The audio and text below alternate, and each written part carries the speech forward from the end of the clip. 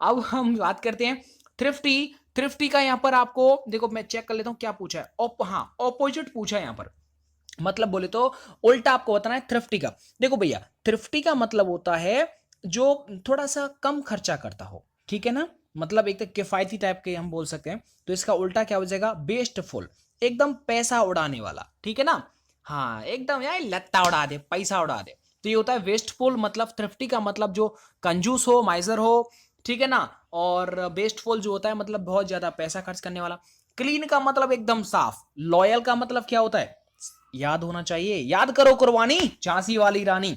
अब लॉयल का मतलब होता है एकदम से वफादार, कर्तव्यनिष्ठ, कर्तव्य को पालन करने वाला। एक है इसमें रेवरेंट करना। रेवरेंट का मतलब होता है सम्मानीय व्यक्ति, reverent prime minister of India, तो वो सम्मानीय। चलेगा, आगे बढ़ जाते हैं।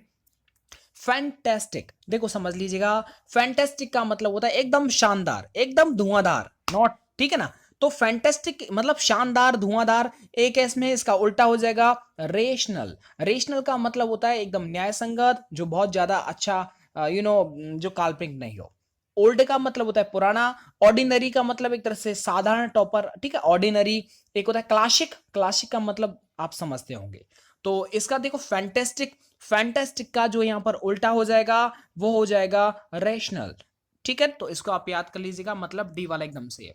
एक देखो इनोवेट करना, इनोवेशन हो रहा है हमारे इंडिया के अंदर, निर्माण हो रहा है किसी भी चीज का, वो इनोवेट, ठीक है, इनोवेटेड आइडियाज, नए नए जो आइडिया आते हैं उसे बोलते हैं इनोवेट का मतलब नया नया करना, निर्माण करना। तो इसका उल्टा क्या हो जाएगा भाई, कॉपी करना, नकल कर देना। नकल मतलब उसी चीज की नकल करोगे ना आप, नया तो कुछ करोगे नहीं, तो इसलिए इसका ऑपोजिट हो जाएगा कॉपी करना। बाकी वोकैब याद कर लीजिएगा। सेल का मतलब बेचना, बाई का मतलब खरीदना, चूज का मतलब चयन करना या फिर किसी को चुनना, ठीक है। आगे बढ़ जाते हैं। एंक्सियस। एंक्सियस बोले तो बेचैन या फिर व्याकुल। आप अपने एग्जाम के लिए क्या है, एकदम anxious to study, anxious to appear in the examination. आप अपने पेपर में, एग्जामिनेशन में अपीयर होने के लिए बहुत ज्यादा व्याकुल हैं, ठीक है, एंक्सियस है, अच्छी बात है, एंक्सियस होना बहुत जरूरी है। एंक्सियस वही लोग होते हैं जिनकी पढ़ाई लिखाई बहुत अच्छी चलती है, जिनके पास टाइम जो होता है भले कम हो या ज्यादा हो कोई दिक्कत नहीं, बट वो अपने एग्जाम को देखने के लिए बहुत ज्यादा एक्साइटेड है। आप ज्वाइनिंग के टाइम पर मुझे पूरा भरोसा है, आप पूरे रूप से क्या होता है, एंक्सियस होते हैं, anxious to join Indian army, SSC, जो भी तामझाम। इसका उल्टा हो जाएगा, एंक्सियस का उल्टा हो जाएगा केयर फ्री, जिसको बिल्कुल बेफिक्र हो, चिंता मुक्त हो, जिसे कोई चिंता नहीं है, कोई इसे व्याकुलता नहीं है, कोई बेचैनी नहीं है। तो इसका उल्टा क्या हो जाएगा, केयरलेस जो है इसका हो जाएगा। एक इसमें क्राफ्टी। क्राफ्टी का आप सबको पता होगा, जो एक तरह से अफूल टाइप का जो मूर्ख होता है। लाइट का मतलब हल्का, या फिर हम और दूसरा मीनिंग होता है इसका प्रकाश। केयरलेस का मतलब होता है बेपरवाह, ठीक है। चलेगा, आगे बढ़ जाते हैं। हैजी, HAZY, हैजी का मतलब होता है धुंधला, या फिर जो आपको साफ नहीं दिखे, अस्पष्ट बोल सकते हैं। इसका उल्टा हो जाएगा क्लियर। क्लियर बोले तो एकदम साफ हो जाएगा, ठीक है। इस वोकैब को आप याद कर लीजिएगा, कोई प्रॉब्लम आपको नहीं आएगा। प्लेन का मतलब होता है एकदम साधारण हो, उसी को बोलते हैं ना, एकदम प्लेन, एकदम सादा, प्लेन वाटर। लाइट का मतलब हल्का, और डल का मतलब जो एक तरफ से उदास टाइप का। आगे बढ़ जाते हैं, और इसमें काफी अच्छे वोकैब है, इसे आप याद कर लीजिएगा। अंडरलाइन किए हुए वर्ड को आपको पढ़ना है। He turn a blind eye to his sons pranks, यानी कि अब देखो, टर्न अ ब्लाइंड आई का मतलब क्या होता है, जैसा इसका मतलब होता है ना, मैक्सिमम उसका वहीं से रिलेट करता है। टर्न अ ब्लाइंड आई का मतलब होता है कि एक तरह से अनदेखा कर देना, नहीं देखने का, एक तरह से ढोंग करना। तो टर्न अ ब्लाइंड आई का मतलब होता है कि प्रीटेंड नॉट टू नोटिस, कि भाई मैंने तो आपको देखा ही नहीं, ऐसा कहना, ऐसा एक तरह से ढोंग करना, उसे बोलते हैं टर्न अ ब्लाइंड आई। आगे बात करते हैं। All his schemes to murder the king, all his schemes to murder the king ended in smoke, यानी कि उसके सारे के सारे जो आपने स्कीम बना रखी थी राजा को मारने की, वो एकदम से धूमिल हो गई। एंड इन स्मोक, धुआं में उड़ गई। एंड इन स्मोक का मतलब होता है कम टू नथिंग, मतलब फेल हो जाना, असफल हो जाना। तो एंड इन स्मोक का मतलब आप जैसे समझिएगा, अगर आप खेत में काम कर रहे हैं, आपकी फसल उतनी ज्यादा नहीं होगी, समझ रहे हैं आप, तो क्या हो जाएगा, आप अपने खेत के साइड में बैठ करके आराम से क्या बीड़ी पियेंगे, पियेंगे ना, तो वो क्या हो जाएगा, आप धुआं निकालेंगे मुंह से, मतलब आप अपने गम को बुला रहे हो। एंड इन स्मोक हो गया, ठीक है ना। कम टू नथिंग मतलब एक तरह से फेल हो गया, असफल हो गया, तो वो हो जाएगा केम टू नथिंग, इन सबको आपको याद करना है। हंसी मजाक की बात नहीं है, बट ऑब्वियसली आप सबको अच्छी तरह से आप इनको याद कर लीजिएगा। आगे बढ़ जाते हैं एक केस में, देखिए this fashion of long following skirts will run its course. अब आपको ये समझना है कि इसमें कौन सा पार्ट आपसे पूछा गया है। इसमें पूछा गया रन इट्स कोर्स का मतलब, यहां पर देखिए रन इट्स कोर्स का मतलब क्या होता है। इसकी जगह पर याद रखिएगा develop and then come to its usual end, मतलब अपनी गति से जो भी चलेगा, यानी जो फैशन का जो लॉन्ग फॉलोइंग स्कर्ट है वो एकदम अपनी गति से चलेगा। तो एग्जैक्ट आंसर हो जाएगा इसका सी वाला। आगे बात करते हैं, the ATS set the bait to arrest the terrorist. अब ये समझना है सेट द बेट का मतलब होता है जाल बिछा देना, इंग्लिश में बोले तो लेट द ट्रैप। तो यहां पर ए वाला एकदम सही हो जाएगा। एटीएस ने क्या किया कि आतंकवादियों को पकड़ने के लिए जाल बिछा दिया। ट्रैप का मतलब होता है जाल, लेट का मतलब बिछा देना। अब आपको बताना है कि एटीएस का फुल फॉर्म क्या होता है। एटीएस का फुल फॉर्म अभी चेक करिएगा, अभी लिखिएगा। इसके बाद देखिएगा I have decided to give it a shot. अब ये समझना है आपको कि भाई इसका मतलब क्या होता है। याद रखिएगा गिव इट अ शॉट का मतलब होता है कुछ और, मतलब एक तो प्रयास करना, ट्राई समथिंग। बी वाला आंसर एकदम सही हो जाएगा। I have decided to try something, मैंने कुछ जो है ट्राई करने का ठान ली है, डिसाइड कर लिया, फैसला कर लिया। एक बात और याद रखें आप कि डिसाइड के बाद आगे वाली वर्ब जो जोड़ी जाती है वो टू के साथ जोड़ी जाती है। ये वाला क्वेश्चन जो वो पूछा गया है।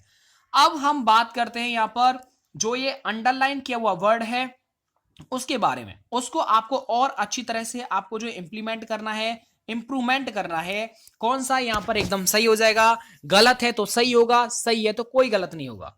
इसमें देखिएगा as he was a brave heart Rakesh decided to join the army. क्योंकि वो बहुत ज्यादा ब्रेव हार्ट था, बहुत बहादुर था, राकेश ने इंडियन आर्मी को ज्वाइन करने का फैसला ले लिया। अब ये समझ लीजिएगा अभी मैंने क्या बोला था कि डिसाइड के बाद कोई वर्ब आएगा तो वो टू से जुड़ेगा। देखो वो नीचे आ भी गया। अब ये वाला सेंटेंस में नो इंप्रूवमेंट रहेगा, कोई दिक्कत नहीं है। एज अगर आगे आ जाए तो वो ठीक है, क्योंकि वो तो यहां पर क्योंकि मीनिंग रखता है। आगे बात करते हैं, due to emergency conditions the army was asked to stand up. अब आपको समझना है कि स्टैंड अप की जगह पर यहां पर क्या आएगा, ये समझना है। मतलब इमरजेंसी की बहुत ज्यादा कंडीशंस थी, इसलिए आर्मी से पूछा गया किसके लिए, सहयोग करने के लिए, सपोर्ट करने के लिए। तो ये बोलते हैं स्टैंड बाई। तो आस्क्ड टू स्टैंड बाई यहां पर एकदम सही जवाब हो जाएगा। एक और समझ लीजिएगा स्टैंड आउट का मतलब क्या होता है। अब इनके मतलब समझो और जो रिमेनिंग है ना उनके मतलब देखो। स्टैंड आउट का मतलब होता है डटे रहना, अपनी जगह पर खड़े रहना। स्टैंड इन का मतलब होता है कि जैसे कोई यहां पर आप जैसे किसी के बदले में कुछ टाइम के लिए स्थान ले लेना कि भाई आप पानी पिया और मैं आपकी जगह ड्यूटी कर रहा हूं, तो वो स्टैंड इन होता है। स्टैंड बाई का मतलब होता है समर्थन करना, सहयोग करना। तो यहां पर बात की जा रही इमरजेंसी कंडीशंस की, तो आर्मी से पूछा गया क्या, सहयोग करने के लिए। ठीक है कि अब आपको सहयोग करना या फिर नहीं करना, तो वो स्टैंड बाई यहां पर एकदम सही जवाब हो जाएगा। स्टैंड अप का मतलब खड़े हो जाना, ये तो आपने छोटी क्लासेस में सीखा होगा। He kept us all in suspicious regarding his future plan, यानी उसने हमको अपने फ्यूचर प्लान के बारे में एकदम सस्पेंस में रखा। तो यहां पर बी वाला आंसर एकदम सही हो जाएगा। ठीक है, इनको आपको याद कर लीजिएगा, कोई आपको ज्यादा प्रॉब्लम नहीं होगा। देखिएगा सस्पिशियन का मतलब होता है शंका। ठीक है, तो ये एक नया वर्ड था इसलिए मैंने आपको बता दिया। आगे देखो, he return the book after he read it, यानी कि उसने पढ़ने के बाद किताब को लौटा दिया। याद रखना ये अच्छा रूल है कि past indefinite after past perfect, तो यहां पर पास्ट परफेक्ट आ जाएगा, सी वाला राइट आंसर होगा। यानी कि एक चीज समझिएगा, जब दो सेंटेंसेस को आफ्टर से जोड़ा जाता है तो इसका एक सूत्र होता है कि आफ्टर से पहले वाला तो पास्ट इंडेफिनिट और आफ्टर के बाद जो बनेगा वो प्रेजेंट परफेक्ट बनेगा। ठीक है ना, मतलब हेड थर्ड फॉर्म वाला। तो बस जो सॉरी पास्ट परफेक्ट बनेगा, तो इसलिए यहां पर हेड थर्ड फॉर्म आ गया। आगे देखिएगा, she hurt her back while she worked yesterday, यानी कि जब वो कल काम कर रही थी तो उस टाइम के दौरान, ठीक है, उसकी जो बैक है उसमें चोट लग गई। अब ये समझना है कि देखो while के बाद जो टेंस आएगा वो yesterday दे रखा है, मतलब पास्ट की कंटिन्यूअस फॉर्म आएगा। तो यहां पर सी वाला एकदम सही जवाब हो जाएगा, इसमें आपको कोई भी प्रॉब्लम नहीं होगा, क्योंकि while के बाद आने वाला जो टेंस होता है वो पास्ट कंटिन्यूअस में होता है। ठीक है, ये चीज आपको समझ लेनी है। तो यहां पर while she was working, इस तरह से यहां पर एकदम सही हो जाएगा। अब आपको वन वर्ड ये और भी आपको याद कर लेने हैं। हो सकता है क्वेश्चंस काफी लेंथी हैं, इनको आपको समझ लेना है, ज्यादा डिफिकल्टी आपको नहीं होगा। मैं सिर्फ मुद्दे की बात कर रहा हूं ताकि ज्यादा टाइम नहीं लगे। The government by the nobility, याद है तो आप खुद सोचिए यहां पर क्या होगा, देखिएगा।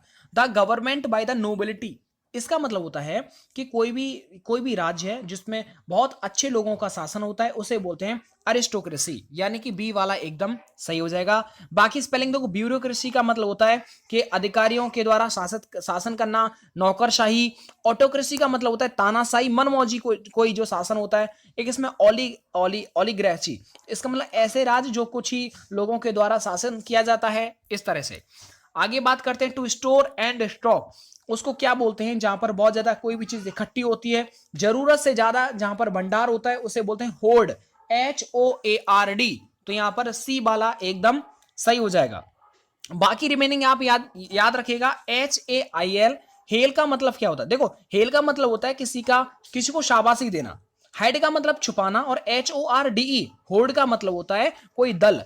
तो यहां पर हो जाएगा। आगे देखिएगा, study of religious of organism to one another and to their surroundings, तो उसको बोलते हैं इकोलॉजी, ये सबको पता होगा। बायोलॉजी, साइकोलॉजी और फिजियोलॉजी, ये सबको पता है।